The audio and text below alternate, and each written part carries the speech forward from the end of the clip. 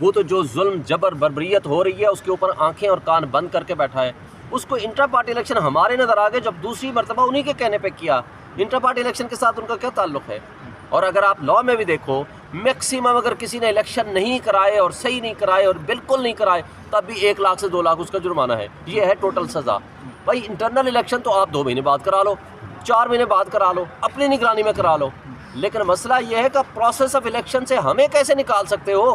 آپ اپنا کام کیا کر رہے ہو؟ 10 دفعہ ہم نے اپلیکیشنیں دی ہیں، کیا کیا ہے انہوں نے آج تک؟ مجھے بتائیں ڈسکا میں جو کچھ ہوا تھا، انہوں نے ان کے خلاف پروسیڈنگز بھی کی، سزائیں بھی دیں، ان کو ایف آئی آریں بھی کاٹی، لیکن آج ان کو پورے پاکستان میں اور اسپیشلی پنجاب میں جو تباہی مچی ہوئی نظر آ رہی ہے، district election commissioner, provincial election commissioners لکھ کے تھک گئے ہیں. کسی کے خلاف کوئی ایکشن ہوا؟ میں نے چیف الیکشن کمشنر اور ان کی پورا الیکشن کمیشن بیٹھا تھا، میں نے ان کو کہا صرف ایک آئی جی پنجاب کو ہٹا دو، ہمارے 80% مسائل حل ہو جائیں گے، اور چیف سیکرٹری کو بھی ہٹا دو. کہتے ہیں جو آئے گا وہ یہی کام کرے گا. اس لیے ان کو پتہ ہے، جن کی سہولت کاری وہ کر رہے ہیں ان کو پتہ ہے کہ سارا سسٹم مینوپولیٹڈ ہے. تو یہ سارا شہباز شریف جو کسی کی پیداوار، جو کہتا ہے کہ میں جناب جس کی آنکھ کا تارا ہوں، مجھے اس پہ بڑا فخر ہے، وہ ایک جوکر تھا، اس نے ملک کا بیڑا غرق کر دیا. آتے ساتھ ہی 1100 ارب روپے کے اپنے کرپشن کے چارجز ختم کرائے.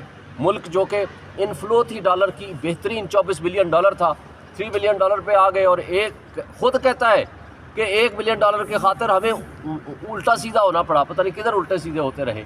بات یہ ہے کہ اس ملک کی تباہی کی بنیاد اس شہباز شریف، نواز شریف اور پی ڈی ایم کی جماعتوں نے، اور وہ سو کارڈ جو اپنے آپ کو بڑا لبرل کہتا ہے بلاول بھٹو.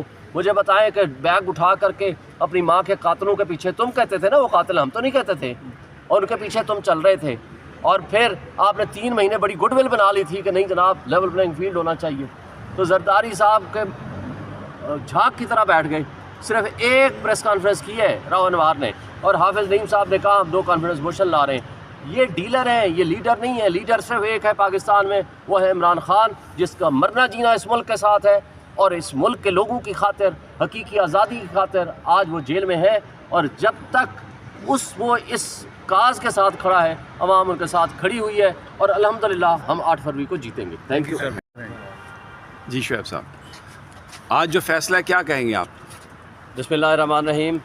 پہلی بات تو یہ ہے کہ آج اس کیس کے اندر سب سے اہم بات یہ ہے، جو موجودہ کیئر ٹیکر سیٹ اپ بیٹھا ہوا ہے یا جو ایڈمنسٹریشن ہے، ان کے بارے میں عدالت نے پہلی دفعہ سرٹیفائی کر دیا ہے that they are partial, they are not impartial. یہ غیر جانبدار نہیں ہے، یہ جانبداری کر رہے ہیں اگینسٹ پی ٹی آئی. یہ آج سرٹیفائی کر دیا ہے. پھر یہ کوشچن مارک بھی ڈال دیا ہے ایڈوکیٹ جنرل اور ایڈیشنل اٹارنی جنرل کے اوپر. یعنی وہ ایک کنسلٹیٹیو پروسیس، یعنی ایک مشاورت کرنی ہے former chairman P T I Imran Khan کے ساتھ. 27 سال جو اس کے چیئرمین رہے ہیں، وہ لیڈر ہیں. آج پی ٹی آئی کا مطلب عمران خان ہے، اور گوہر علی خان صاحب نے اور ان کی نامینیٹڈ جو ہم پینل ہیں، ہم لوگوں نے ان کے ساتھ کنسلٹ کرنا ہے for the purpose of award of tickets, جو کہ 700 سے زیادہ لوگ ہیں. اب 700 افراد کی ٹکٹس کے لیے اب یہ حالت ہے کہ ہم ایک کاغذ کا ٹکڑا اندر نہیں لے کے جا سکتے، وہ ہم سے واپس لے لیتے ہیں. اور اگر کوئی فائل بھی لے کے جائیں جو کیسز کے لیے ہے، وہ بھی پتہ نہیں کتنے دنوں بعد واپس ملتی ہے. تو بھائی جب ہم ڈسکشن نہیں کریں گے، کنسلٹیٹیو پروسیس نہیں ہوگا. اب ایک گوہر علی خان جو ہفتہ 10 دن پہلے چیئرمین بنے ہیں، ان کو پتہ نہیں ہے، وہ ایک لیڈر ہے. ہم عمران خان سے کنسلٹ کرنا چاہتے ہیں، جبکہ ان کا کیا معاملہ تھا، اسٹیٹ سیکرٹس ایک اشتہاری مجرم سے یہ کرتے تھے. Even chief of army staff کی اپوائنٹمنٹ کے لیے بھی جناب ہم لندن جا رہے ہیں ان سے کنسلٹ کرنے کے لیے، جب وہ اشتہاری مجرم تھا. ہمارا لیڈر انڈر ٹرائل پرزنر ہے. انڈر ٹرائل پرزنر کے ساتھ ہم ملاقات نہیں کر سکتے. ایک موجودہ چیئرمین ان سے کنسلٹ نہیں کر سکتا، صرف اس بات پہ تاکہ کوئی پراپر ٹکٹس کی تقسیم درست ہو جائے گی. تو اس کا نقصان ان کو یہ ہوگا کہ جناب کبھی بلے کا نشان لے لیتے ہیں، کبھی کس طرح کی حرکتیں کرتے ہیں. تو یہ ساری چیزیں آج الحمدللہ جسٹس میاں گل حسن صاحب نے بڑا آرڈر بھی لکھ دیا، ساتھ ان کے پارشل ہونے کا سرٹیفائی بھی کر دیا. یعنی اب گوہر خان صاحب خود جائیں گے، میٹنگ کریں گے، اور اس کے بعد جو ٹکٹس کی اناؤنسمنٹ ہے وہ اس کے بعد ہوگی؟ جی اس کے فوراً بعد ہوگی. اور یہ کب تک میٹنگ متوقع ہے؟ آپ بھی وہاں پر گفتگو کر رہے تھے. تو انہوں نے کہا ہے فوری طور پر کریں، فوری طور پر. مطلب ہے آج بھی ہو سکتا ہے، کل بھی ہو سکتا ہے، پرسوں بھی ہو سکتا ہے، بٹ ناٹ مور دین हम कह सकते हैं 2-3 दिनों में, इसलिए कि ये एक टाइम बाउंड मैटर है। बार बार जज साहब कह रहे थे कि आप इसको रजिस्ट ना करें, आप केयर टेकर हैं, लेकिन इसके बावजूद जो सरकारी वकील थे वो इस मीटिंग को रजिस्ट कर रहे थे। देखिए ये केयर टेकर नहीं है, ये चेयर टेकर से भी 2 कदम आगे हैं। ये जिनकी पैदावार हैं, जिनके कहने पे ये काम कर रहे हैं, वो सब कुछ सबको नज़र आ रहा है। देखिए इन सब को मसला क्या है, अवाम और इमरान खान एक पेज पे हैं, वो एक जगह पे खड़े हुए हैं। आज 80% से ज़्यादा पॉपुलैरिटी इमरान खान और पीटीआई की है, वो सारे इमरान खान के पीछे खड़े हैं। मसला ये है कि तमाम इदारे, तमाम मुक़्तदर तबके, इलेक्शन कमीशन ऑफ पाकिस्तान और वो सियासी अशराफिया जो ड्राइंग रूम में बैठ के इन इलेक्शन को इंजीनियर करता है और टेस्ट ट्यूब बेबी के ज़रिए वो लीडर्स की पैदावार करता है, वो प्रोडक्शन करता है, उन सब को अपनी शिकस्त नज़र आ रही है। तो कभी बल्ले का निशान वापस लें, कभी क्या हरकतें करें, कभी क्या हरकतें करें।